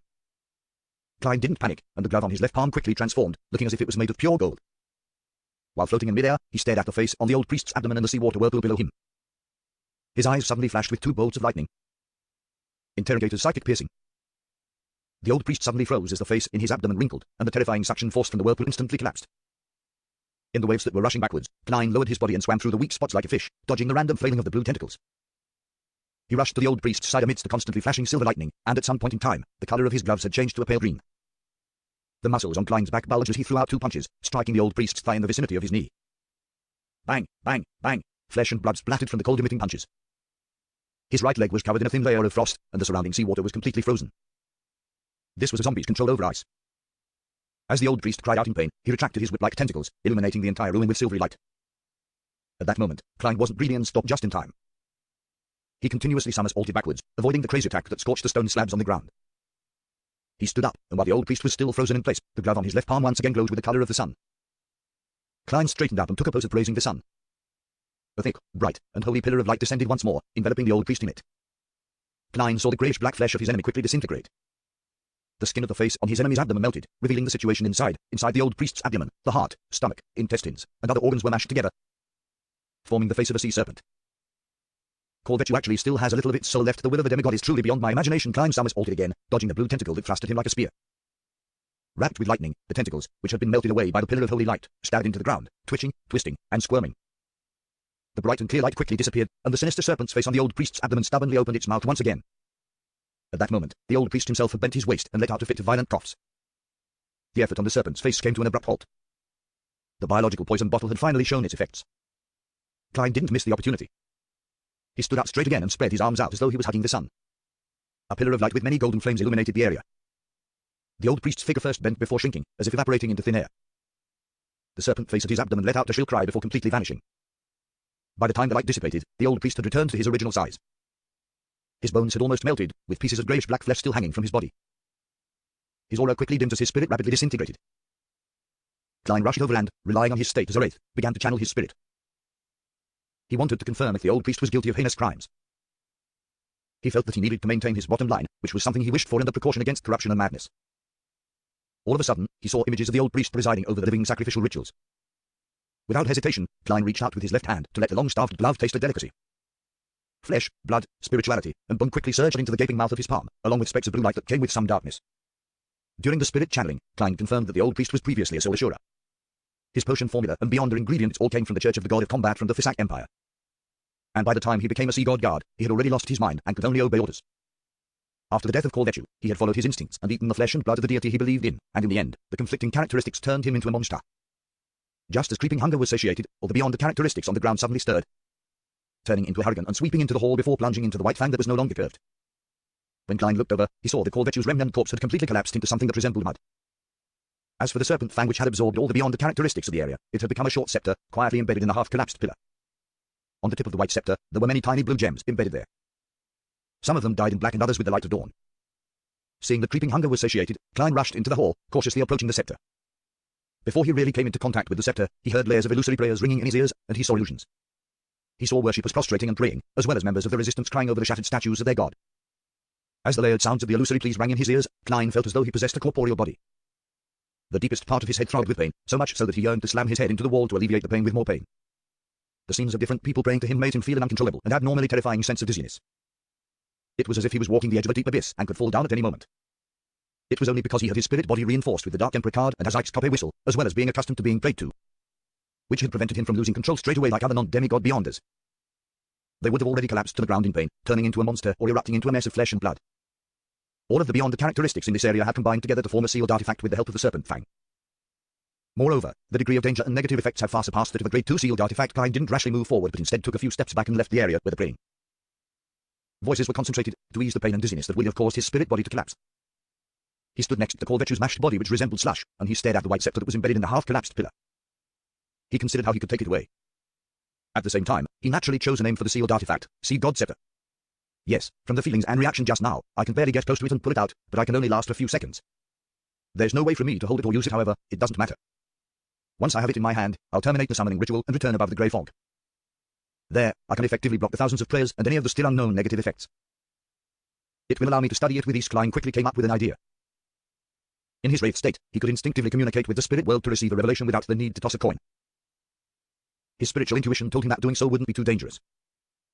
After making up his mind, Klein began to clean up the mess and take the opportunity to see what he could find in the ancient elven ruins. He first headed to the corner and picked up the translucent biological poison bottle, screwed the lid back on, and stuffed it into his body. Then, he turned around to find an iron cigar case that was half hidden beneath the slushy remains of Korvechu. This I thought it had been swallowed by Korvechu and corroded into Drake's. Klein clicked his tongue in wonder and quickly walked over. Because he had been left feeling numb from the discharged electric currents from the seawater, he raised his right hand, allowing the iron cigar case to float slowly in the air before landing in his palm. Klein glanced around and saw that the surface of the iron cigar case was covered with corrosion marks. However, it was still barely usable. As for the other items that were sucked away by the seawater whirlpool back then, there were no signs of them. The aura of the grey fog made Korvechu uncomfortable, so it vomited it out right away. Or has this iron cigar case undergone some sort of mutation that makes it not prone to corrosion, allowing it to survive until Korvechu died? Amidst his puzzlement, Klein placed the cigar case into his body, planning to study it after he left. Under such circumstances, he was in a race against time. He couldn't afford even the slightest delay, because Klein didn't know when the Church of Storms and the Kingdom's military would find this place. He walked around their half-collapsed pillar from a distance and entered the rear of the hall which had almost completely collapsed. There should have been many murals here, but with the destruction of the walls, they had all disappeared. Klein flew all the way to the end before seeing about a third of an exquisite throne being buried by stones and pillars. On the left side of the throne, there was half of a mural that depicted a confrontation between two figures. Looking down on the enemy from above was a man trading waves with dark clouds above him. He seemed to have storms draped over him as he had relatively softer features. His contours had an oriental trait from Klein's past life. He held a spear formed of pure lightning in his hand against an ocean that had drowned everything. Beneath the man was a man wearing a simple white robe. His face was blurry, and it was difficult to discern his age. It was only barely possible to tell that he was a man. There was a halo behind the head of the white-robed man. It quietly emitted a bright light like the sun. Beneath his feet was an illusionary circle with 12 segments. Each segment had symbols representing different times. Behind him was a shadow that was like a curtain, and within the shadows, it appeared as though there was an eye peeking out from it.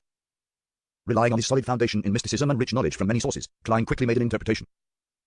Waves, storms, dark clouds, lightning, this should be the ancient god, Elf King Sonithrim indeed, he's just like the legends.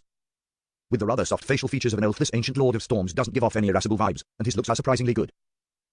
Hey, this is a mural in an elven ruin, so it's normal for them to beautify their own deity. The sun-like halo in the 12 circular segments that symbolizes time, isn't this the father of Aemon and Adam? The creator who's known in the outside world as the ancient sun god, and is revered in the city of Silver as the omnipotent and omniscient god. There's a shadow curtain behind him, and behind it hides an eye. Yes, one of the images of the true creator is the eye behind the shadow curtain's one. As expected, this is the creator who took back the ancient god's authorities with 8 king of angels following him. Is this mural a depiction of Elf King Sonithrim's battle against the creator?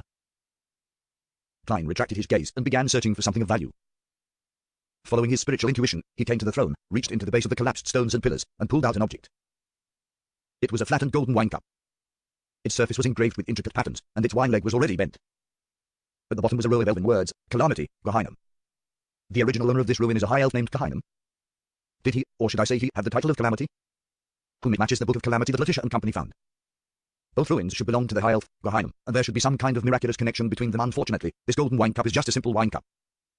It carries a bit of spirituality simply because it's inscribed with the true name of the high elf. If Gehinnom hadn't fallen, just a real name would imbue the wine cup with extraordinary powers. What a pity. Klein initially judged that Gehinnom was completely dead, because sea god Kolvechu had inherited his powers. However, Klein couldn't be too sure, because despite it being hundreds or thousands of years later, the Book of Calamity still had the quality of driving Letitia. A beyond whose sequence wasn't too low to lose control. Furthermore, it doesn't seem like it's something sea god Kolvechu was capable of. Could the high elf, Gehinnom, have the ability to split his beyond the characteristics? Kolvechu only inherited a portion. Most of the remaining beyond the characteristics is the source of the Book of Calamity's unique quality. Gehinnom is dead, but he hasn't completely perished. Of course, Kolvechu, who swallowed Gehinnom's beyond the characteristic, was just a beast without intelligence. No one knows what happened at that time. Perhaps some of the characteristics were lost and formed a sealed artifact. After Kolvechu's defeat, it fell into the hands of the Church of Storms. Yes, I asked Little Sun via the world at the Tarot Gathering next week. He should know who Gehinnom is. Actually, there's no need to ask. He'll be offering 2 pages of ancient god legends. Perhaps there might be a detailed description of high elves next time. After thinking it through, Klein stuffed the wine cup into his body. After all, this was made of gold, and even if the high elf, Gehinnom, wasn't dead and had some sort of connection with the wine cup, the grey fog could still block him out. After a thorough check, and seeing that there was nothing of note, Klein quickly flew back outside and picked up the black hardwood cane before wiping out any traces of the battle. Then, he took out a paper figurine. With a casual shake, he threw it into the seawater, causing it to quickly turn soggy before reducing to dust. The earlier parts can be interfered with, but I won't have the time or opportunity for the rest. Luckily, I am now disguised as Dark Emperors for the remains of Kolvechu. His flesh no longer have any value, and his bones are too heavy. It might affect my ability to wield the sea god scepter with the help of cogitation. Klein stabilized his state and quickly flew towards the white bone staff on the half-collapsed pillar. Again, the sounds of illusory pleas filled his ears. Either pious, crying, fanatic, or numbed worshippers filled his vision, and the throbbing and dizziness became more and more intense. Relying on his rich experience and the spirit-body reinforcement from using the Dark Emperor card and Hazaik's Kope whistle, Klein barely managed to hold on until he finally arrived beside the sea god scepter. He extended his right hand, and he grasped the middle section of the white-boned scepter. As soon as the two made contact, the scene before Klein's eyes became clear, and the buzzing sound beside his ears instantly became real. He saw the bald, wheelchair-bound rebel, Kalat, collapsed on the ground, struggling to reach the shattered figurine of Kolvechu, chanting its honorific name over and over. His eyes filled with despair. He saw Edmonton, with his blue sea serpent tattoo, prostrating himself in front of another Kolvechu figurine which was strangely bleeding, constantly knocking his head against the ground, creating a bloody mess. In the slums, he saw believers hiding in their homes, weeping and praying numbly. Klein's black armor couldn't support his body anymore as it quickly collapsed.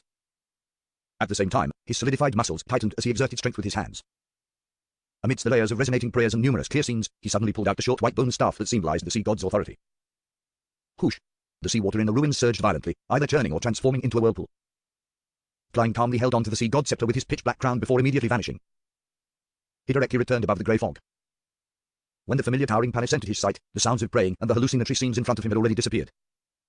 Sitting on a high-backed chair belonging to the fool, Klein lifted his right hand and examined the sea god scepter inlaid with blue gems and stained with some darkness and the light of dawn. Countless points of light floated around the sealed artifact. Each point of light seemed to correspond to a praying believer. This caused the milky white body of the scepter to glow with psychedelic and holy streams of light. At this moment, Klein felt like the scepter was the true body of the sea god. After some wrestling with the sea god scepter, Klein gained the preliminary understanding of its powers. It could create tsunamis, create hurricanes, produce torrential rain, and bring forth lightning. It could allow a person to fly in the sky and roam the seabed with almost no restrictions.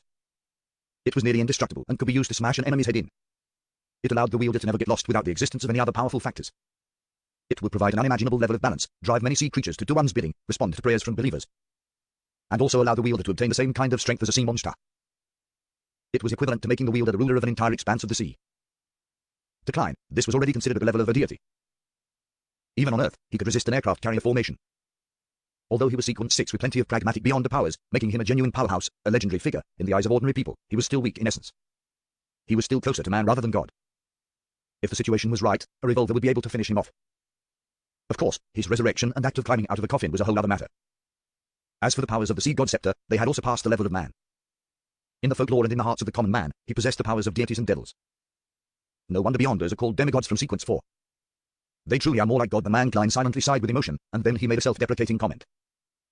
If I use the sea god scepter under normal circumstances, I can already be a high-ranking deacon of the Nitorks. Becoming one of the 20-odd people with the most power in the church, if Zangwill didn't have 0-08 and was at sea, I could immediately seek revenge on him.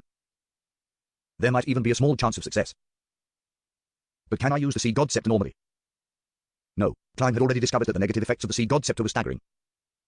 In the Church of Evernight, it could easily obtain the evaluation of a grade 1 sealed artifact, and countless researchers would have to die to figure out the best sealing and usage methods. The sea god scepter had a total of 3 negative effects. First, it made the wielder irritable, making them prone to anger and turning rash as a result. Second, it periodically froze all thoughts of biological creatures in a certain range before draining their blood, including the wielders. As for how huge the range was and what the exact period was, Klein, who wasn't a professional researcher, couldn't give a precise description. He could only give a rough estimate that the range was from 600 meters to 1 kilometer and the period was 20 minutes to 35 minutes. Third, it would gather and display the prayers of worshippers, both audio and visual. This very easily caused a non-demigod wielder, who had a lacking spirit, to break down and lose control. The first negative effect is still all right. If I were to only use it for a short period of time, the anger and irritation would still be acceptable. To put it simply, I'll just end things rashly with such a powerful sealed artifact. For the third, there's actually a way to avoid it. The sea god's response to its believers must have a distance limitation. That is to say that beyond the Rorsted archipelago and the nearby sea regions, there would be no signal, so one wouldn't be influenced by it. Yes, if it's constantly placed above the grey fog, I believe this can't break the distance limitation. The prayers, voices and scenes would be streamed, turning into points of light. It wouldn't affect me in any way. I can then choose whether to reply, who to reply to, and how to reply. And when replying, I can use the powers of the sea god scepter. The biggest problem is the second one. I myself am fine. As Dark Emperor, I'm considered a wraith. I wouldn't have blood, so there's no need to be afraid of being sucked dry. However, the surrounding creatures will be in trouble. After all, it doesn't distinguish between friend and foe. Besides, the frequency is quite unpredictable. It's impossible for me to first discuss with the enemy when I encounter danger about changing our time and place. Klein carefully thought about certain scenarios of him using the sea god scepter, but it all depended on the environment and accurate judgment, so it wasn't very feasible. Few could its fate be to stay above the grey fog. When people like Aemon attempt to creep up, I'll give them a bashing, no, a bolt of lightning. Yes, there's another usage method. When people like Miss Justice and Mr. Hanged Man seek my help, I'm no longer limited to using paper angels. I can provide rain and produce some wind, of course. This can be done like the purifying powers of the sun brooch, using the paper angel as a vessel. On some serious thought, I can fully appear like a true demigod above the grey fog, with the help of the sea god scepter. Klein's mood gradually became better, as he had discovered that the sea god scepter wasn't completely unusable at the moment. It opened up many more options and avenues for him. He withdrew his attention and once again looked at the white bone scepter with the blue gems embedded at the top. He pondered over another question, and that was whether or not he should respond to the prayers of the followers of the sea god. Corvetchu is already dead. There's no need to give those people another target of their faith.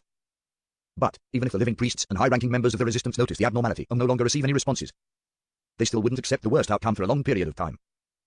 People will often hold out hope and are accustomed to comforting themselves and hypnotizing themselves. This is especially the case when they're in a perilous situation with no hope to be seen. Just like the City of Silver, after 2,000 years, they're still consecrating the Creator, believing that they had been abandoned and that they would receive a response one day. That is to say that the fervent believers of the sea god will not stop their life sacrifices just because they didn't receive a response, being unconvinced that Corvetchu has already perished. Instead, they will become worse, hoping to gain the favor of their god without years of promotions and setbacks. It will be difficult for them to realize the truth. Without the support of a native deity like Corvetchu, the resistance would probably fall entirely into Fisax or Intis's camp. At that time, they would most likely be driven to do inhuman things, such as attacking places where civilians gather, or to make children who still retain their innocence act as meat shields. I need to give them some guidance. I need to tell them what the correct way of practicing their faith is, but I should only help them without burdening myself. I'm not responsible for saving their fates. Klein gently rapped the edge of the long, mottled table and suddenly chuckled. Wasn't I supposed to act? Sea god Corvetchu is quite a good target. I wonder if I'll get any feedback with the Grey Fog's interference. Hey, I have to give it a try to figure it out. Klein quickly made his decision, feeling strangely refreshed. He deliberated for a moment. First, he conjured a necessary scene, then he held on to the sea god scepter, spreading out his spirituality before touching one of the points of light. In a hidden cave in the forest of Blue Mountain Island, the bald rebel, Kalat, fell from his wheelchair, his eyes filled with despair and confusion as he crawled towards the shattered figurine of Corvetchu in front of him. He vaguely sensed something, but he was unwilling to believe it. This meant that all of his persistence, all of his sacrifices, and all of his pain would become meaningless. No, he screamed silently as he constantly muttered the honorific name of sea god Corvetu in an attempt to get a response from the deity. With his elbows on the ground, his fingers reached into the soil as he moved towards the front of the shattered figure in 1 inch at a time. He picked up the head of the sea serpent that was carved out of stone, and he found that its size had collapsed inwardly to become a strange black hole. And its fangs were falling off one after another. Kalat seemed to freeze, the light in his eyes seemingly vanishing. It was at this moment that he suddenly saw a blurry figure. Behind the figure was a dark blue tsunami surging into the sky and streaks of silver lightning that branched out like tree branches. Amidst his shock, Kalat instinctively lowered his head, an unimaginable sense of joy surging inside him. He saw that the figure's feet were surrounded by waves, and there were hurricanes swirling around him. The figure was majestic and holy, high and almighty. Then, he heard a calm and magnificent voice. I have returned. As his voice echoed in the air, Kalat headed up for some inexplicable reason. 10 minutes after Klein left the bottom of the sea ruin which was half merged with the spirit world. The seawater that filled this place suddenly churned and flowed backward. In just 20 to 30 seconds, the inside of the elven ruin was so dry that it resembled dry land. A fresh hurricane blew in, bringing in breathable gas. One figure after another descended from the hurricane, and leading them was a tall and brawny middle-aged man. He appeared to be in his 40s with a face with firm and deep lines. His accentuated muscles filled with loose storm priest robes. He was none other than the Church of Storm's Cardinal, Archbishop of the Lost Sea, high-ranking deacon of the mandated punishers, Sea King Jin-Galtman. He had a pair of deep blue eyes, and his hair of the same color was twice as thick as a normal person's. They were like small worms or tentacles. Behind Jin-Galtman were a number of mandated punishers and military personnel.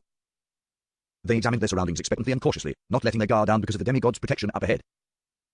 At this moment, they heard a snort, and they were immediately swept up by a hurricane, arriving at the doorway of the ruin in one fell swoop. They saw a huge sea serpent reduced to a sludge of flesh and blood, with its bone exposed. Other than that, there was nothing else. Who is it? Jin-Galtman suppressed his anger and growled. As he shouted these words, a sea wave crashed down from above. The sea wave reverberated in the half-collapsed hall, quickly calming to form a windless lake. The surface of the lake reflected the scene from before, an indiscernible figure pulling up a short white staff inlaid with blue gems, causing the sea to churn and the ruins to quake. Jin-Galtman took a deep breath and turned his back to the crowd.